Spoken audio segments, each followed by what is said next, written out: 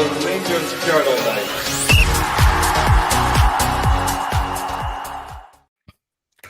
Good afternoon, I say good afternoon to everyone watching. Welcome to the Rangers Journal. My name is Doug. Thank you for tuning in with us today.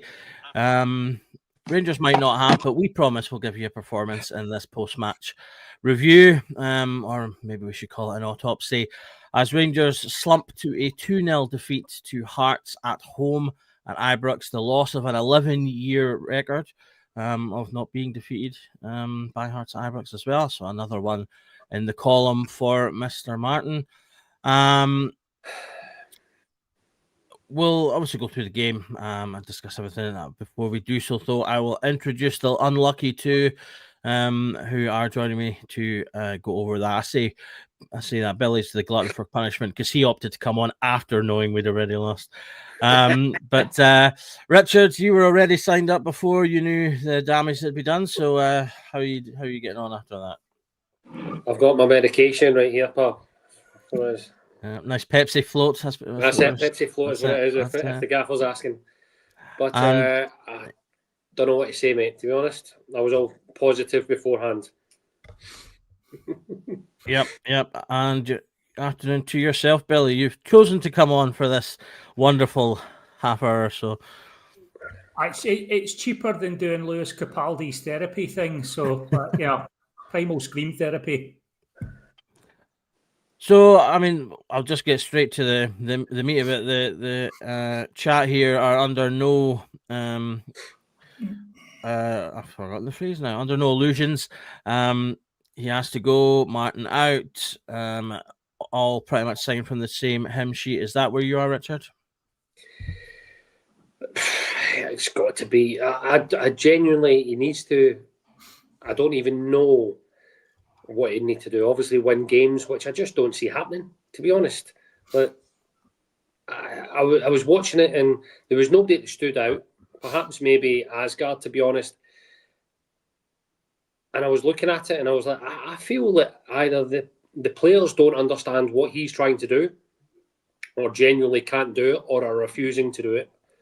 Really, I'm at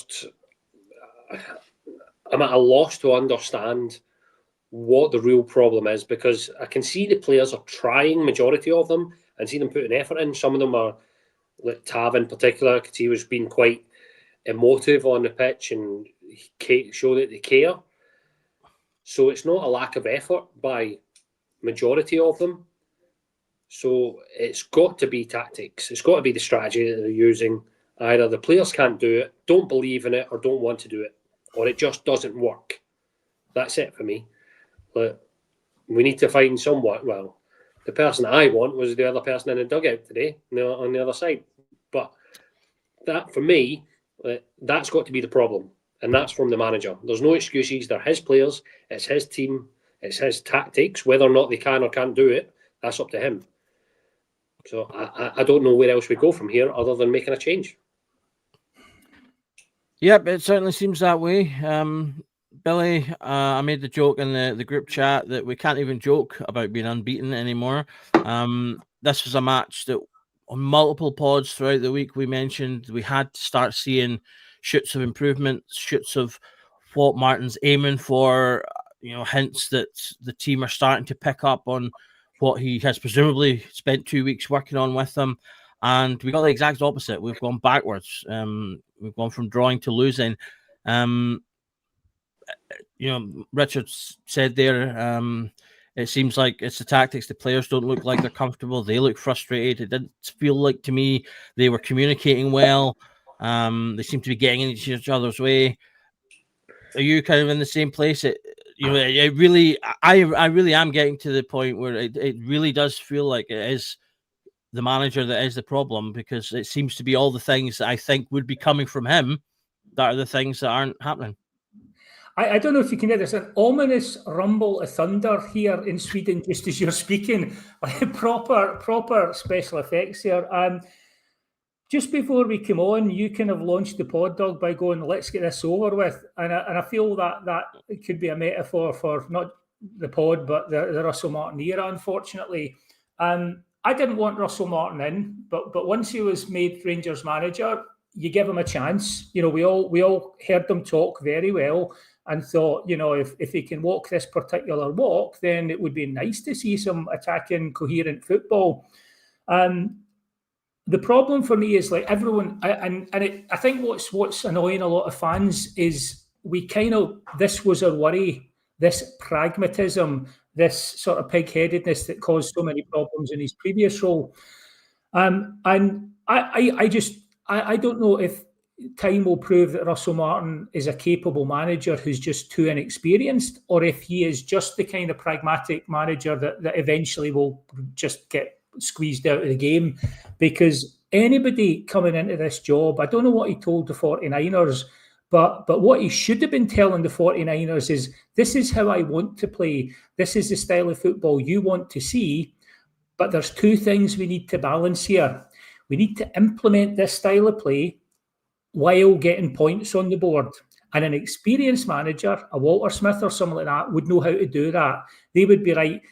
Week one, great if you play attractive football, 3 points on the board, and then the fans aren't like complaining about that. Week 2, 3 points on the board, and gradually almost like phase in what it is. Maybe, make sure you're solid at the back in midfield, and you're maybe just squeezing a 1-0 or a 2-1 up front. Make us difficult to beat, and then build the expansive stuff. To me, he seems like a manager who is such a pragmatist. He has spent months fine-tuning the engine and hasn't bothered to check if we've got wheels in the car. And now that we're actually up and running, it's like you can see all these wee bits of play we're trying to do, but we do not look like a coherent team. We do not look like a team that knows how to manage a game, to manage phases of a game, to deal with the ebb and flow of a game. And I was looking at that team today, and there may be players that grow into the team. There may be, Asgard, people that may become big players for us. But I was thinking back to the 55 team, and that team had steel in the form of the likes of Golson and Helander. It had heart in the likes of Arfield, and it had balls in the likes of Morelos, and we don't have that just now. Miovski may become that player up front, but just now we look like, I'm not a big fan of Billy Dodds, but we look like how Billy Dodds characterised the team last season, a nice bunch of lads, but lacking something, and the manager hasn't added that. And I'm sorry, if you don't, as a manager, realise that you need to stay in the race while you implement this fantastic new philosophy, you're kind of negligent at your job. And I will pause to say, Russell Martin's a human being. He's under a lot of pressure. You can see it. So I think we have to let's try and sort of like, be professional and be humane in this process. He is going to be out of a job very soon. We don't need to be cruel about it, but it's down to the bad decisions that he's made, and whether that's pragmatism or inexperience, he's going to have to go practice at another club, because you don't get to do that at Rangers. Absolutely, and I think that I'm struggling to keep up with the torrent of comments. I keep them coming. As I say, everyone has plenty to say, and we'll keep putting stuff up as we go. So thank you guys for putting your feelings across, unanimous as they are. I'm also seeing in our group chat, apparently there are some people starting to protest at the front door at Ibrox, which I don't know if it's significant numbers, but it's probably everybody else from the Rangers Journal. That's why they didn't want to do it. Podcast. Quite possibly there are guys at the game. So Scotty's up there. He started it. Yeah, but Ryan's at the game, and I'm pretty certain he'd be happy to join the group, because he wants Martin going. But I mean, it is all, Richard. I mean, it's pretty much, it was unanimous before, and it will just keep getting worse. This pressure, Billy does touch on a good point there, that things can get ugly when you start to get to this point, and the people who are in the decision making seats, not only for the club, but for Russell Martin's sake, they need to start really seriously thinking about as the time come for him to go, because, as I say, this will only get worse with each game that passes if we keep playing in that manner. Absolutely, and I think deep down, like, every fan sort of had a feeling this is going to happen before the game. It's getting to the point where it's untenable. I don't even think it got this bad with Clement, to be honest. In the end, it's absolutely ridiculous. For me, I look at it and I don't understand what he's trying to do. I don't understand what he's trying to achieve. with Clement, at least he had some excuses.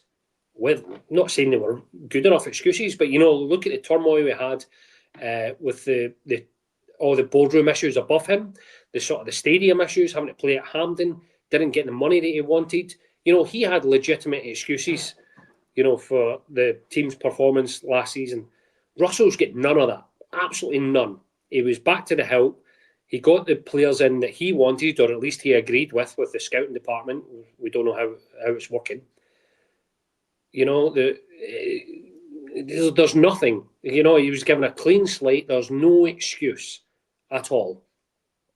Where do we go from there? How long do we keep this going? At least at the minute, we can possibly salvage the season. But how long do we give him? I mean, I have no belief that we're going to win our next game against Hibs, to be honest. I have no faith whatsoever. So do we just wait and see and we hope? Because that's literally all we're going to do now, is hope that we're going to change it. I've not seen anything, between the previous games and now we've had an international break where he's had 2 weeks with the majority of the players. I've not seen any difference. There was talk about a change in style, change in performance, change in formation.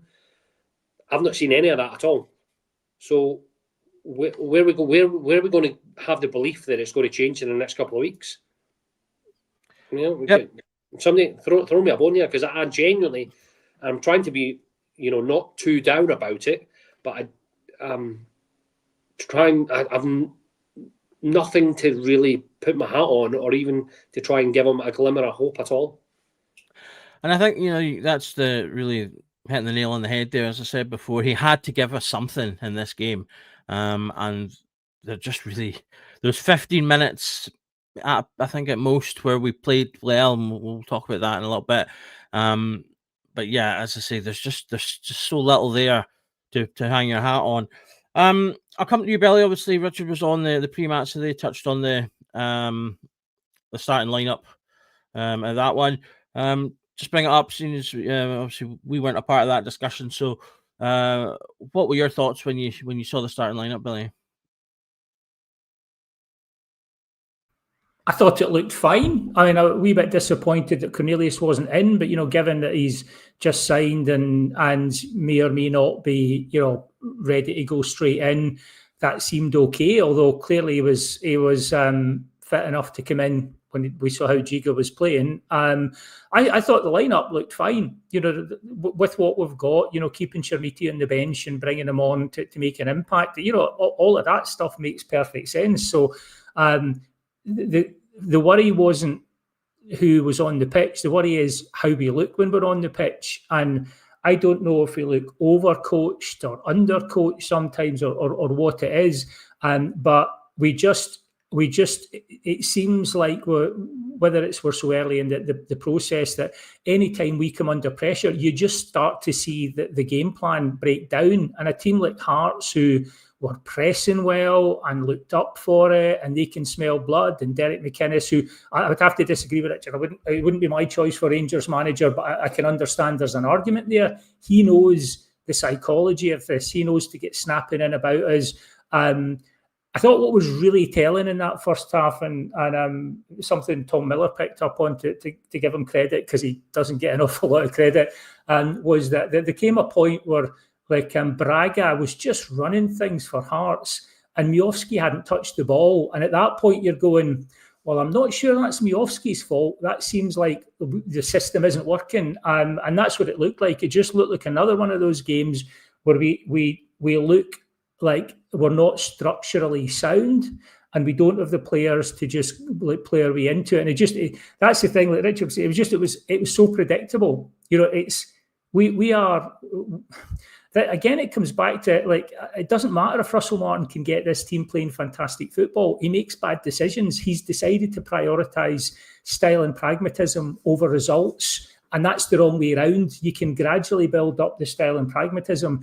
You can't paper over results. And the reality is we've played 60 decent minutes all season against Pilsen, and I have a suspicion that we played well against Pilsen because they saw how bad we were and underestimated us. One of the players actually came out after the game and said they caught us cold. To be honest, we didn't see that coming. Well, neither did we. And it sounds like maybe they just like relaxed a little bit and suddenly we got 3 goals and that tie was over, because it's the only 60 minutes I can think of where we have looked like a football team. Anytime we come under pressure, anytime we're up against a decent press and a team that attack incisively, we just look like a bunch of strangers. Yeah, I really that strangers comment, I really felt that in today's game as well. Richard, when I was looking at that starting 11, I sort of looked at that and went, okay, same as the Celtic one. He's obviously just looking to build on that. I agree with Billy. I understand not throwing the new signings in straight away. So that was fine. Did you think, after having looked at it yourself, obviously discussing it in the pre-match, were you expecting them to bring a similar level to the Celtic game? Obviously Hearts second in the league, playing well themselves. Were we asking too much for them to bring a little bit of improved performance like they did in that match? Even though that match wasn't great in and of itself, but it was still an improvement. How can asking them to improve be too much? But I think a lot of people have said after the Old Firm game about, was it really two bad teams worried about their form that really just cancelled each other out? And to be honest, after today's game, that looks more logical, makes more sense, doesn't it? We weren't great in that game, and we were woeful today, just absolutely woeful. So I can understand the lineup. To be honest, I think quite a lot of the players, I don't want to say now, earned their position, but I said it at the start of the game, Barron, I thought he deserved his starting slot and a few others. Miovski playing again, I sort of understood to bring Charmity in slowly, give him a half or at least 30 minutes, which he sort of got. But at the same time now, I'm looking at it and I'm thinking, how do we change it? Because it's, where are the changes to be made? The only change really is on the sidelines, to be honest. It's got to change. What I said in the pre-match was, what I want to see is the tempo of the game, us dictating it, us pressing them hard, fighting and wanting the ball immediately. I didn't see that at all, genuinely. The first 15 minutes, I thought, Hearts are on us here. We're playing it mostly in our own half. They were pressing harder. They were fighting more. They had more fight. How can we be saying that at Ibrox against, the third biggest team? I can understand it. I can understand it, but it's not acceptable. If we were playing Livingston, in the sense of, this is a team we should roll over. It should be easy. It's just a matter of time. We'll score. That's it. I can understand it, but not accept it. There's a difference if that was the case. But this is Hearts, that have got a good manager. They spent a bit of money. They're on good form. We should have been up for this, and it didn't really look like that to me. Absolutely. We're just seeing on Twitter there, Billy, that Russell Martin has apparently said he will not resign as Rangers manager after the Hearts loss, so it will need to be a push. I don't think that's a surprise. Why would he? As I say, the onus has got to be on the owners now to make the decision. It surely just can't go on. Well, this is what's going to be fascinating, because the 49ers have come in and they've got distance and they are dispassionate about a club in a way that we aren't. And this was going to be the big advantage, that they're going to be able to make all these marginal gains and gradually sort of give us an advantage and not get drawn into the emotion of it. That's fine. But we're not Leeds. We are the biggest club in the country. And if we're not winning, it's a crisis. And I wonder, I know the modern model is like director of football and like head coach. I'm not sure there's been any indication that for Rangers or Celtic, a head coach system works. Celtic had the run of things while we were working our way up from the bottom tier. So they did their big sort of experiment of bringing in Ronnie Dyla. And he was winning the league. But the Celtic fans were doing their nut because they felt they were regressing and that he was insipid and that the club wasn't really being steered the way an Old Firm club should. So that's the one time it's been tried, and they were winning and they hated it. We've tried it and we are not winning and we're hating it even more. And I can't help but think, I know it's a very Rangers daft thing to say that historically we have been successful with big personalities who are big enough to carry the weight of the club on their shoulders and who are experienced football managers. So your Dick Advocats, your Walter Smiths, your Alec McLeish's, like proper football managers who are more than just a coach and get it. And I just wonder if there's any way that just a coach, especially now, I mean, like just now, if you wanted to put in, Walter Smith to get everything in place and then bring in a coach, a la like Ali when he was kind of taking over, maybe. But just now, this is a big job because whoever comes in after Russell Martin, and someone has to be on the way, they're going to have to galvanise the club. They're going to have to galvanise the support. They're going to have the nous to recognise that they've got a bunch of young, talented players who are really feeling it just now. And somehow they need to get us playing winning football, because winning football will build the confidence of these players and will allow us to do other things. And I mean, again, Derek McInnes wouldn't be my shout, but he's a manager. He's a guy who... he's the figurehead of the club. He's the guy who takes it all on his shoulders and he talks to the club. When we were getting into the managerial race, I know this will be one for another episode, but when it was down to Ancelotti, Martin and Gerrard, by a process of elimination, I was like going for Stevie G, because he'd been here, he'd done it, he knew Scottish football, and he's a manager, a figurehead, someone who he can get coaches in under him and he can lead the club. Russell Martin is not leading the club, unfortunately, and he's not putting a winning team out. So the 49ers have got a learning curve here, because they can talk all they like about, they're going to stick with a manager and embed a certain style of play. I think I saw an email out indicating that the individual tickets for like Europa League hospitality are on sale. Well, that suggests that tickets aren't shifting and that bums are going to not be on seats. And that'll get the 49ers paying attention, because at the end of the day, that's revenue and that's less footfall and the brand is depreciated. So I think Andrew Kavanagh and Parag Marat have to be paying attention. And what they have to be thinking is, actually, is another head coach necessarily? I mean, you could get a better head coach in, but they're now dealing with like a bin fire. So, yeah, it might be an interesting debate one night for Richard and I to have, like Stevie G versus Derek McInnes. Like, I think that could fill 60 minutes. I'm up for it, mate. I'm up for it anytime. But can I just jump in there, Doug, if you don't mind? You can jump away. I completely agree with you.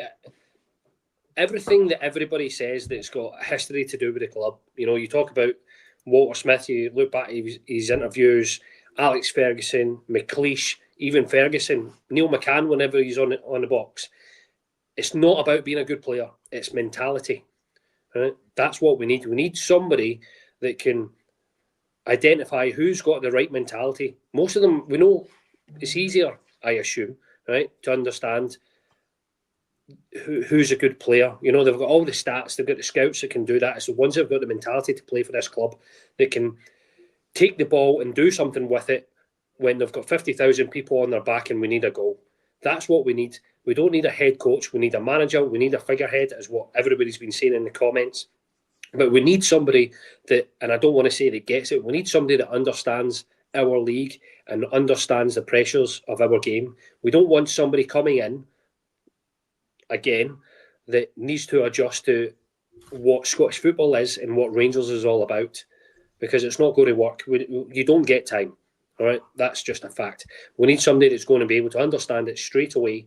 And if changes are going to be made, we need somebody that already knows it, which is why I would say McInnes now. Gerrard, chances are they'll probably go for him because he's available and free, So, and most fans would be happy with that. But for me, I would go, and I'm only just going to touch on it briefly, is because he knows our league inside out right now. I don't think Gerrard does, because his focus has been elsewhere, right? But that's what we need. We need somebody that really understands what it means not just to be a Rangers player, but what the standards are for our club and what our supporters expect. It's not just about, we want attractive football, of course we do, right? But we know we're going to have the ball in the majority of the game. I think we had 67% of the game, and that we had 67%, and I think we had the same shots on target as Hearts. How does that make sense? How? Do you know what I mean? We had more of the ball, and we had the same amount of shots on target. Look, and we're at home. Look, even that stat itself is ridiculous. So, back up. I agree with what you're saying, but yeah, it's got to change. And of course, everybody's going on about it in comments about Martin said he's not going to resign. Well, of course he's not, because he's going to get a massive payout when he gets sacked. That's just logic, isn't it? Yep. I think, to be honest, at this point, you could put a bobblehead of Steven Gerrard as manager, and most fans would be happy. I'm enjoying these Russell Martin couldn't comments. If you want to try and come up with the funniest ones you can, I'll put them on screen and bring some more of them on. I'm enjoying those. Okay, well, you've touched on some of the stats there. I tweeted that out as earlier myself as well. 66% possession, 461 passes, which is well over double the passes Hearts had. No big chances created. And then, like you said, we've got the same shots on target and only 2 more shots in total. It's another game of, we have all the ball, but we don't do anything with it. Can I ask you a question, Doug, if you don't mind jumping in? You just did. But I'll give you a second can one. Can I ask you another one? You can. What did you make of Miovski's performance? I thought he was fine. It's similar to our previous strikers, though. I don't think the attack in unit aren't playing connected enough. There's not enough connection as well between the midfielders and the attack. Some of the best stuff we did in the second half, when we did have that 10-15 minute spell, it pretty much all came from either Tav or Rothwell driving with the ball and making the connection that way. Miovski had his moments. He was, I thought he was combative, but we're not getting the ball to him in positions that he can score goals, which, and we know that he is someone who can score goals. Too many times players were just running into dead ends. I think Gasma, obviously, he was probably the best player on the pitch alongside Butland, maybe. And he did what he normally does, makes chances. But on the other side, Ant-Man, I thought he had some good movement, but often ran into dead ends. So again, the ball is not getting to Miovski from either of these sort of combinations, so he's just not getting the chances. Be interesting, actually. Let's bring him up, see how many chances he specifically got. So while you're doing that, mate, the reason why I'm asking one shot. That says all there. He only had one shot in the whole game. But I don't think that's his fault. No, I genuinely didn't have anything that I thought was going against him. But going on to the point about the tactics and stuff, and it's not just Martin, to be fair. Gerrard done it a lot as well. Why do we only play with one up front? Right? We, especially at home and in the league, and I'm far from a tactician. Billy probably better be able to answer this or debate it. But why do we only ever play with one striker when majority of our games, right, in the league, we've got 60 to 70% possession and we're playing in the opposition's half? Why do we only ever put one guy in the box? It drives me insane. Surely more guys in the box, more people to pass or available to score, give the ball to. You've got other people at the edge of the box, because if you've got more attackers in the box, they're going to have more defenders. It baffles. Obviously, I'm far from a football manager, but logic suggests more attackers in the box, more chances of scoring a goal. Why do we only ever play with one up front? Yeah, I mean, the tactical issues, obviously, I mean, part of the problem is that, well, I was going to say that he doesn't try anything else. He did this afternoon, but we'll get to that in a wee minute. I'll bring you in, Billy, on that point as well. I mean, I think it's fine to play one up top as long as you have the support for that player and your tactics support. As I say, having that one man, I did think, for example, even when we did have Gerrard and had Morelos, we sometimes Morelos is a striker that liked to wander. He would go out and play interchanges with Kent and whoever was on the opposite wing. And that was all fine, but it did sometimes mean we didn't have anyone in the box, like you said there. And that was one of the things that Arfield was good at, because he would make runs from midfield to, facilitate having someone in the middle. And we have the same problem now, I think. Our striker has to drop deep. We saw it a lot with Danilo, because I do think Danilo, he would try his best, his little cotton socks off, and try and get on the ball. But he was getting the ball practically in our own half the time, because he had to drop so deep to get it. And you're quite right. You either fix that by having your team more advanced, pressing up and compressing the space between your sections, or you can play two up top. And we could definitely do that. Are there any? Do you think, Billy, with the players we have in particular, obviously we have a pretty drastically different squad now, that there are better systems that Martin could be playing? Well, I mean, it'd be hard to argue that there aren't better systems he could be playing, given how the system he's playing is working at the moment. Because just as we were talking, it occurred to me that even that game against Pilsen, where we got the 3 goals, 2 of them were like thunderbolts from about 25 yards. So it wasn't like we kind of played our way into great positions. The only proper footballing goal, what you would say in that game, was like the Aarons pass through to Antman for the wee chip in the header from Gassam. Apart from that, it's like Richard was saying. I kind of have wanted to see this for a while, and I think one of the posters, Nicky, who was on the other day, was saying the same thing. Why don't we play a 3-5-2 with 2 up front? And it's like, why don't we? Because I'm not saying forever and for every game, but teams have worked us out. We don't look threatening, so teams have worked us out. So instead of having this sort of stretched attack where you've got a lone striker and he's dropping deep and he's not really linking up, why not put a couple of decent players through the centre who are linking up, who are asking different questions? A lot of the time now in modern football, I don't think modern defences are great at dealing with that. I was watching, slight sidebar here, I was watching Sweden playing Slovenia the other night, and they're winning 2-1 in the last minute.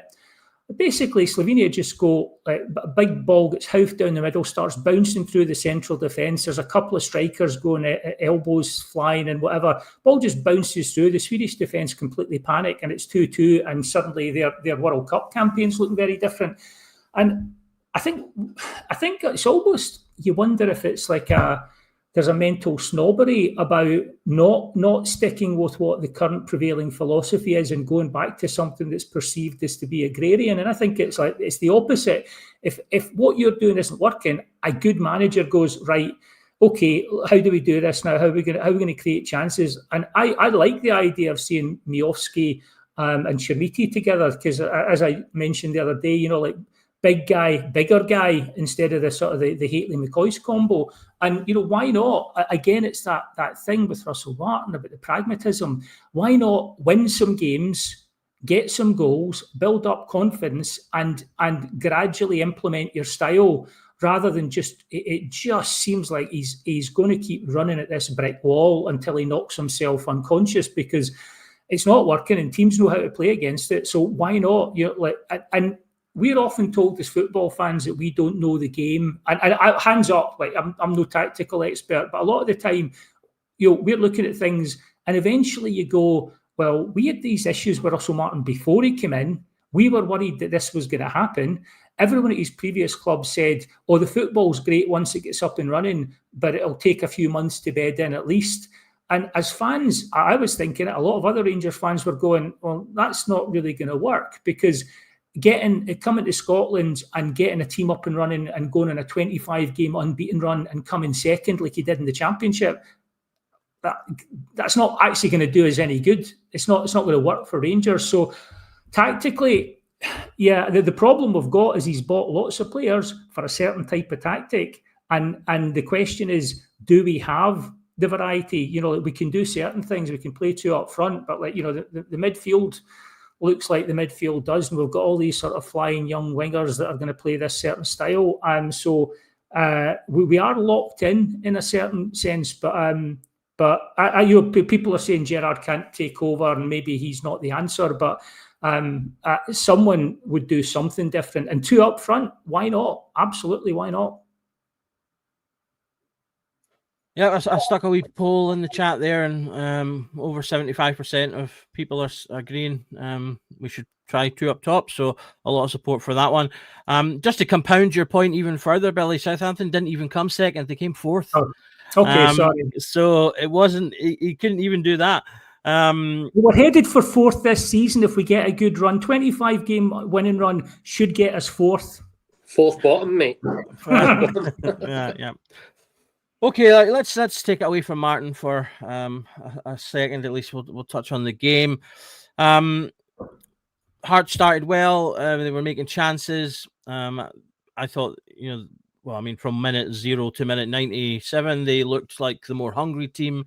They quite clearly had their stall set up that they thought they could get something out of the game, which obviously they did. Basically everything that I was worried about seeing pre-game. And come 22 minutes, they get their first goal. Balls played forward to, I believe, the new signing, Braga up top. He's holds on to the ball. Shankland makes the run from deep, the type of midfield runs I would love for our players to make. Diomande is completely on him, totally has him, not an issue. And then as they get into the box, Dio, for some reason, just goes, and Shankland peels off him. And we talked about communication earlier. Dio needs to then shout to Giga to say that he's made that run, or I'm passing him on to you, or whatever he thinks is happening. But he quite clearly doesn't, because Giga has no idea. I mean, he's coming from behind Giga. So Giga has no idea he's coming, is in front of him. Giga then doesn't get in close, and he just, it's a really good finish into the opposing corner.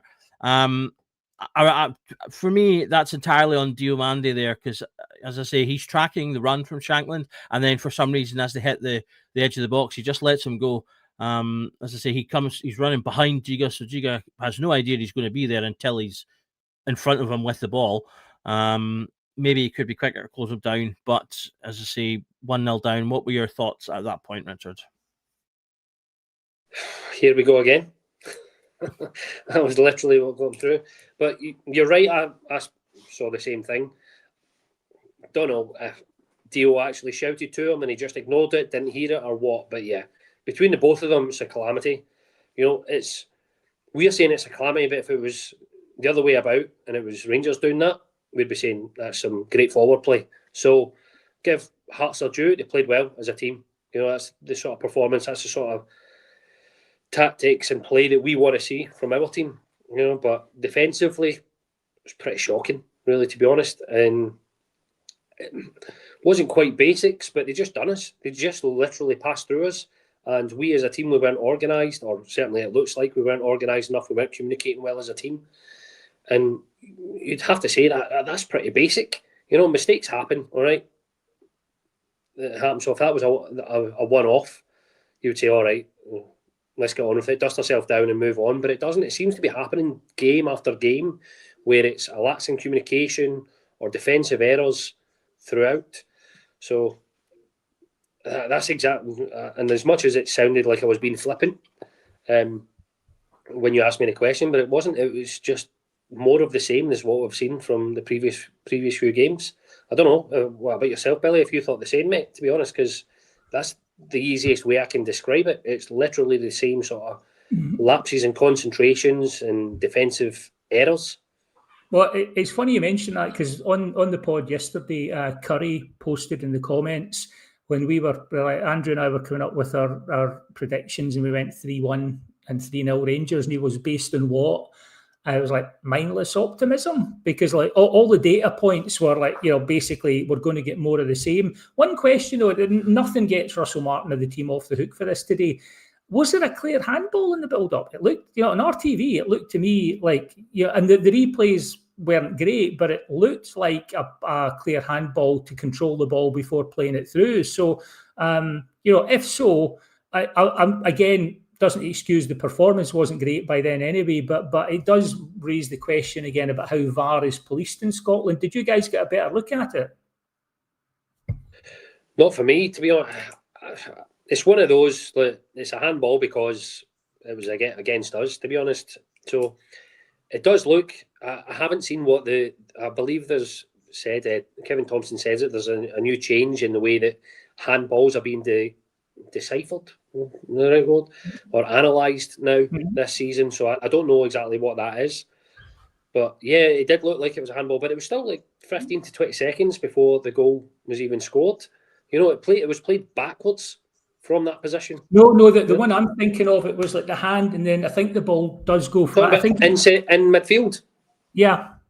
I thought I'd need to go back and see the replay. I mean, you may well be right, but my initial instinct was that's a handball, and the only get out I could think of was once it gets played into the box, are you then in another phase of play? But exactly. But it was closer. This is where it comes back to the policing thing, and again, it doesn't excuse Martin. But if it was a different phase of play, it was closer together from the handball as I saw it to the goal than that one that we had disallowed against Celtic, where like basically we won the ball and then there were 2 or 3 phases of play and they wind it right back to that initial foul. So if that's what the rationale is, then again it's like double standard. But I would need to see the replay. I just remember thinking at the time, oh, he's put his arm out to control that. End of, it should have been blown up for as I saw it. But I'd need to go back and have a proper look at it if I can stomach it. Yeah, that's a big stomach indeed. To be honest, I don't really remember now that I'm sitting thinking about it much else of the first half. There's a couple of chances for both sides, but as I say, certainly I didn't see any particularly big reaction. Things were a lot of loose passes. Like I said earlier, running into sort of dead ends, things like that. Are there anything else from the first half either of you want to bring up? I think there's more in the second half, to be honest. There was no significant action points really to bring up, to be honest. It was just more regarding the performance itself, to be honest. Yeah. But no significant moments, I think. Cool. Move on to the second half then. As I say, I think there's much more going on in the second half. We did make changes at half time. Giga and Moore went off for Ant-Man and Cornelius. Now this is the first. There's 2 main points that I want to touch on from the second half about Martin and his decision making. Because this was the first time I was looking at that and I was starting to think to myself, he does like for like changes quite a lot. Until nearer the ends of games when obviously we've not been getting results, and then he starts just to make all sorts of crazy changes. And indeed later on, when was it now? 66 minutes, he takes off Megoma and puts on Chermiti, and we seem to go into a back three, sort of a 3-1. What would it have been? A 3-1-3-3 almost, I think they mentioned on the screen there. And the main thing I wanted to touch on about that, not so much the change itself, putting on an extra striker when you're behind, fair enough. But it was the timing of it, because that was, for me, kind of the peak of our ascendancy, because we had that 10, 15 minutes that I sort of started around about 50, and 66 minutes was kind of that peak of that ascendancy. And I just thought to completely change the system when we were actually playing well just seemed bizarre to me. And of course, I don't think after that point, and I'll maybe give him the tiniest of breaks, because one of the because Rothwell also went down at that point, and so there was a big break in play. But I don't think we ever recaptured that momentum after that point either. You have any thoughts on the changes that Martin made today? I'll start with you, Billy. Well, just before diving into that, Shona McLean's clarified why maybe a handball wouldn't have been given, saying that apparently VAR don't look at that anymore. It's the new rule where only a handball to goal phase will be checked. Which just, IFAB, pick a lane, give us a rule for 2 years that we can get our head around, because it's just every year we eventually go through the season and learn the new handball rule, and then the next season we're shouting for penalties that aren't penalties because the rules changed. So I thank you for the clarification from Shona, but look, why is that not blown up for? To me, it makes no sense, because the goal doesn't happen.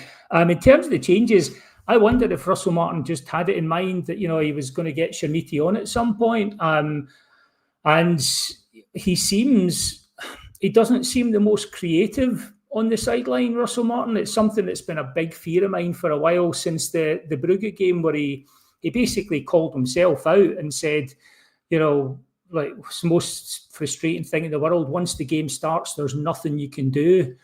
And yeah, I'm thinking 5 goals in the first half and 3 goals in 4 minutes and nothing, no in-game changes, nothing you could come up with. And that gives me the fear. It makes me wonder if the changes in the second half, bringing Chermiti on at a certain point, was just what he was going to do regardless of game state. I'm not saying that's the case, but he does seem inflexible, and we keep coming back to that pragmatism. I mean, I thought we had that 15 minutes in the second half where we did look pretty good, and we had a couple of cracking efforts, but again, long range efforts hitting the bar and stuff like that, not playing through with this silky football or creating chances. So I don't know. In the second half, I felt if we got a goal at the point at which we were on top, I thought I could see us going on to win. Equally, I wasn't on the edge of my seat for most of the second half. It was kind of like, well, maybe, you're hoping something will happen as a fan. And that sadly kind of mirrors a wee bit what the team looks like. We'll go around and do these patterns and do something, and someone will crack one and something will happen.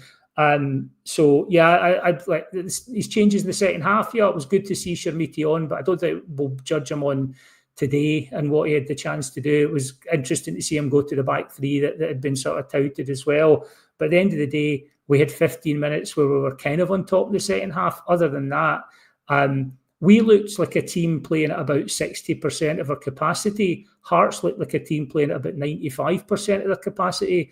And that means a 2-0 win for Hearts when we should be turning them over 3 or 4, in my humble opinion. I feel like that suggestion that we have a capacity suggests that we have a plan, and I'm not so sure that that's the case. Wishful thinking. But I get what you mean to that. I do agree.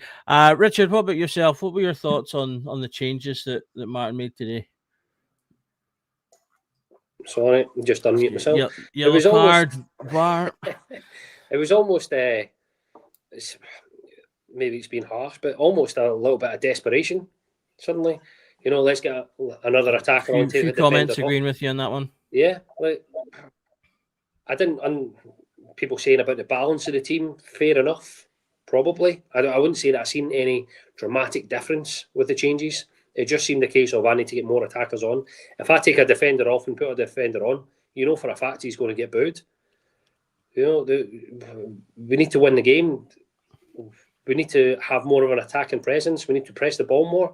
We want our attacking players on. That's what it was, in my opinion. It didn't work. Didn't work at all.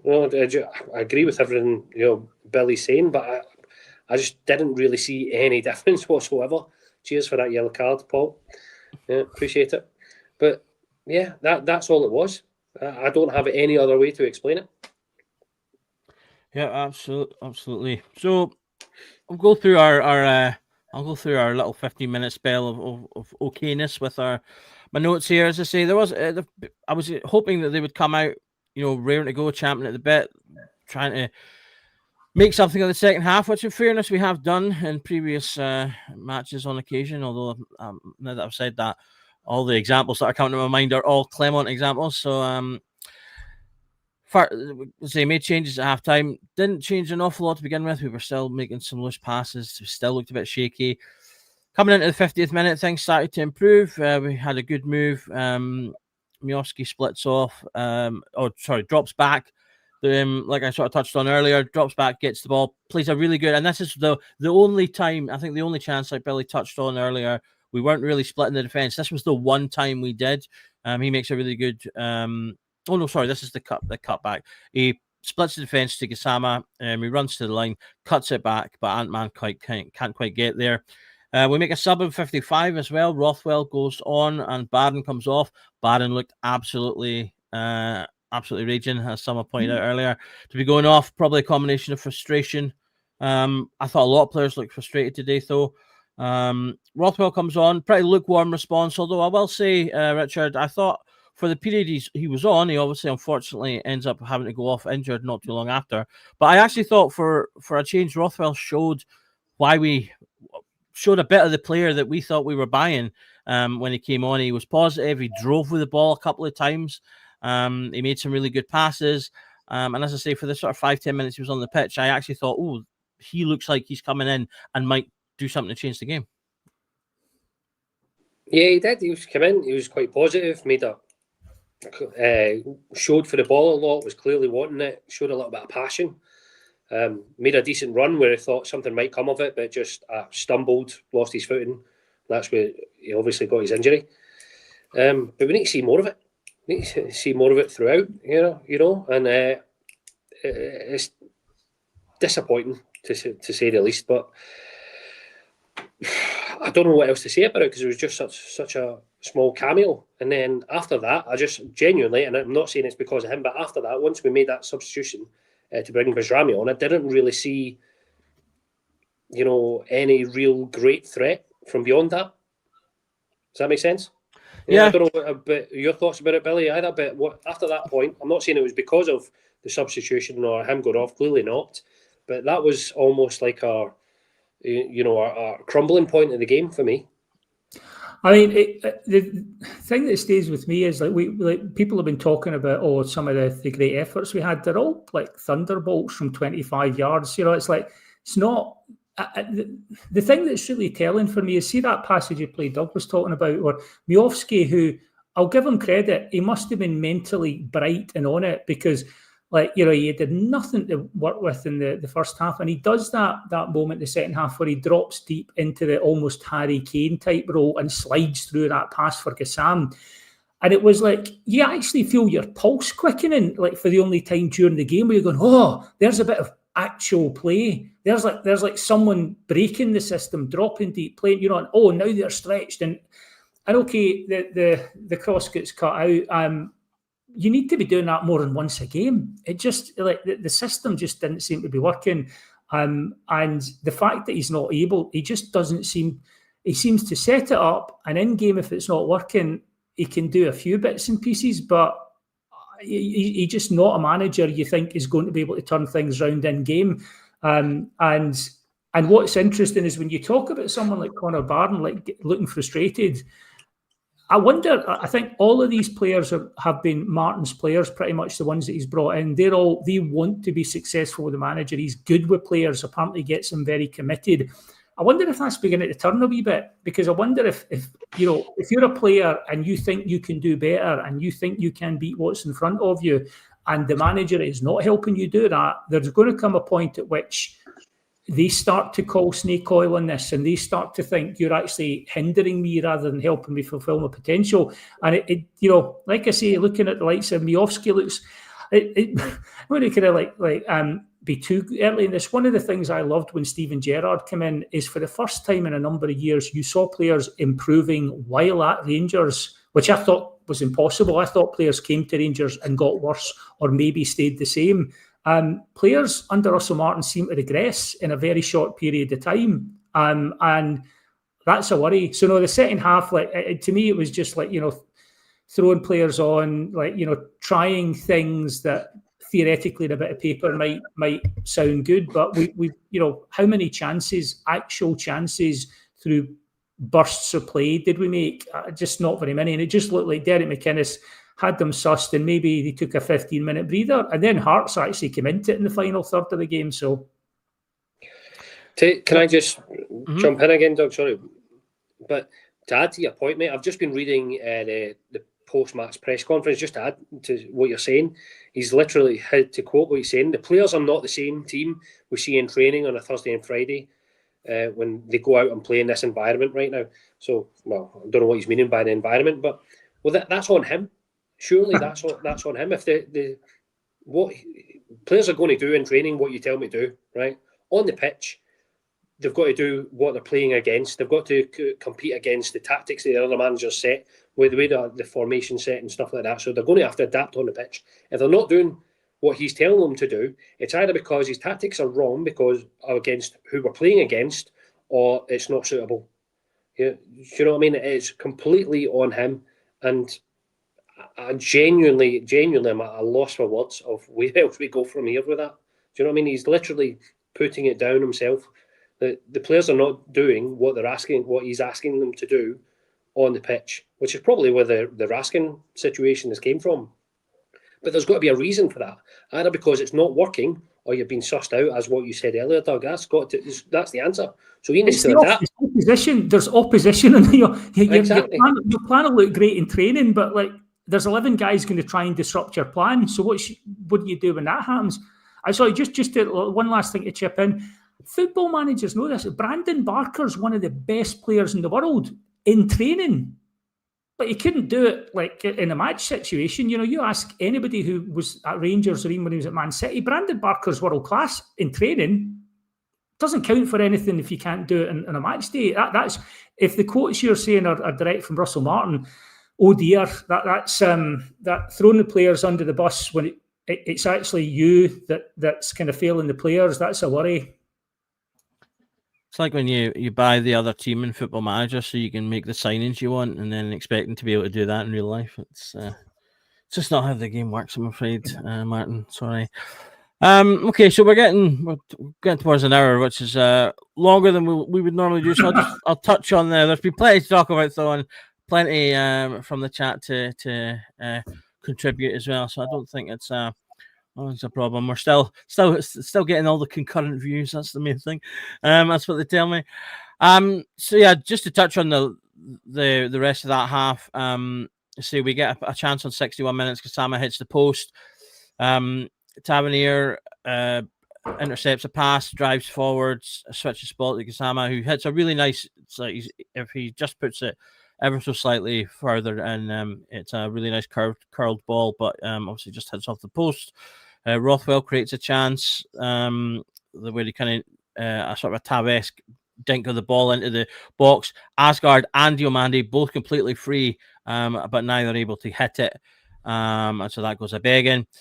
We then actually do get the ball in the net from the resulting corner, or from a corner soon after, sorry. But free kicks given to Hearts for what seemed like a pretty weak sort of flap. At first I thought there was absolutely nothing and it might get overturned, but the second replay did seem to show a slight push on the goalkeeper. It felt a little bit light for me. Tavernier. And I'm going to make a point about this as well, because people are constantly complaining about Tavernier not talking to the referee. Well, he talks to the referee so vehemently he gets booked at this point. So and he does look absolutely raging. He's screaming at the ref to look at the VAR. That's obviously not happening. And he eventually gets booked for dissent. We then put Barami goes on for Rothwell. He injures him. It doesn't even get an injury. He injures himself. Shades of Yilmaz there. And then just before the 80th minute, Hearts get a penalty. Lazy foot from Dio, although having seen the replays a couple of times, also quite a light decision. That could have really gone either way. I'll not say it was an out and out, not a penalty, but as I say, it's a lazy foot, and he barely touches him, but he touches him. It does seem like, and obviously the player takes advantage. Butland, to his credit, saves the penalty, but Shankland gets a rebound, and that was game over. We don't rally like at all from that point. So as we approach the hour, I'll come to you one last time, Richard. Just any other points you want to make about what I've touched on there, the penalty, and just your sort of final thoughts? No other points from the game, to be honest. All I can say is that at no point did I feel that we were going to get back into the game. Although we had the possession, I never felt like we were really pressing. I thought, there's a goal coming here. I never thought that once, to be honest, which, I think speaks volumes in itself. Overall from it, without sounding like Tav, just completely disappointing, and don't want to say raging, but I'm more disappointed because it's expected almost now. Like we knew, we all had a feeling it was going to come, to be honest. So I think we're going to have more of the same, to be honest, when we go to Hibs. So something's got to change. I've got a feeling that nothing will, to be honest. I think they'll probably give him another 2 games, unfortunately. So we're going to have to suck it up and actually hope for a massive improvement, and we go on a winning run for the next 6 months. But yeah, my head's going to tell me that we're going to get more of the same against Hibs, unfortunately. I just remember I have actually flagged 2 questions, so I will we'll quickly cover those as well. So I'll put the first one to you, Richard, and Billy, you can take the second. The first one comes from Paul, and he's asking, why do you think Curtis isn't getting any game time? Difficult to say, to be honest. It's either he just doesn't rate him as much of a player as what he does with Mikey Moore and Gassama and Ant-Man, or you could look at it a different way in this. Potentially, Mikey Moore has to play a certain amount of games. We've signed Gassama and Ant-Man for money. Curtis is a young player that's got time on his side. I don't know what his contract length is, but he's got time on his side, so it's easier to drop him and put him on piecemeal. But clearly, he's either seen something in training to suggest that the others are playing ahead of him, or he's not. He just doesn't rate him as much. That's literally the only thing it can be for me. But every time Curtis comes on, he's actually done something. He's got the crowd off their seat. Obviously, he's got that sort of little bit of leeway because he's, a young Scottish boy coming through the ranks. That they always get that initially, but that will only go so far. But every time he's played, every time he's came on, he's done something. So why not give him a chance? So the only thing it can be to me is that he prefers the other players. Mikey Moore has to play, and we've spent money on Gassama and Ant-Man. Absolutely. I put up a comment earlier from the Rangers Supporters Association where they reiterated their wish to see the back of Martin. The Rangers Fan Advisory Board have also retweeted their previous tweet from the 28th of August, quoting, our sentiments expressed previously hold more than ever. This cannot continue any longer. So not just the fans, but all the sort of official adjacent entities all heading in the same direction. Billy, I'll put this question to yourself just before we finish. Does the team look like a set of does this team look like a set of individuals and not a team? I think 100% they look like they don't understand what's going on, where each other are meant to be, what they're doing. The communication seems poor. They look poorly trained to me. What's your thoughts on that? I don't know. They must be poorly trained at some level. I don't know what's going on. What it looks like is that whatever they're practicing through the week is not standing up to the rigours of real match challenge. So they're maybe making pretty patterns. Like Russell Martin saying, he's probably seeing them doing all these little patterns of play through the week that he's going, that's what I want to see. And then he's getting to match day and the opposition are in your face. And that's the other thing. It's Scotland. Scotland is a weird league. It is more agricultural style, but there's still a bit of skill. But people do play 10% higher when they play Rangers than when they play anyone else. This is all stuff he should have known. Why ever it's not working, that team that he's seen play like 1970 Brazil through the week in training does just fracture. The welds just break under pressure, and what you see is basically a bunch of young, potentially talented players who don't have like the nous to actually know what to do in these situations. And the worry for me is the leadership group we've got doesn't look like they're present to steer them through it. So yeah, totally. Absolutely. Okay, we've just breached the hour mark there, so I think we'll bring things to a close. Thanks to both the guys for joining me this afternoon. I'm sure there's other things we'd rather be doing. Thanks to everyone in the comments. You've been great. You fired in loads of your thoughts and opinions. One opinion which is overwhelming, and that is Russell Martin has to go. His time is up. He needed to show us something today. He needed to get a result today. He did the complete opposite. Things are not getting better. They are getting worse. And the longer he's there, the more poisonous things will get. And the less chance there is to save the season. Because that's the one thing that the hierarchy have in their pocket thus far. They can still save the season if they are decisive. It's over to you guys. You need to make the decision. Sorry that it didn't work. It hasn't worked, but it hasn't worked. Please, for the sake of us all, he has to go. Can I just add, Doug, that there's a lot of anti-vegan sentiment in the feed today. I'm a vegetarian, and I have to say I'm totally on board with that. Vegans are the most joyless bunch, and they suck the life out of everything. I used to be able to get into a pub and get a decent macaroni cheese, and now it's a vegan mac and cheese, which basically tastes like your cat sicked up in a slipper. And unfortunately, watching this Rangers team just now is like eating a slipper that your cat sicked up in, and that's kind of how I feel. But you know, peace and love to vegans, obviously. What a way to end the podcast. Yes, Rangers Journal does not have anything against vegans, just one vegan in particular. Okay, once again, guys, thanks for watching and all your comments today. If you've been watching and you're not subscribed and you'd like to see more, please do hit the subscribe button, smash the notification bell, and you'll get notified anytime we go live, which is 5 days a week, every week, sometimes even 6 or 7 when there's spicy things to talk about.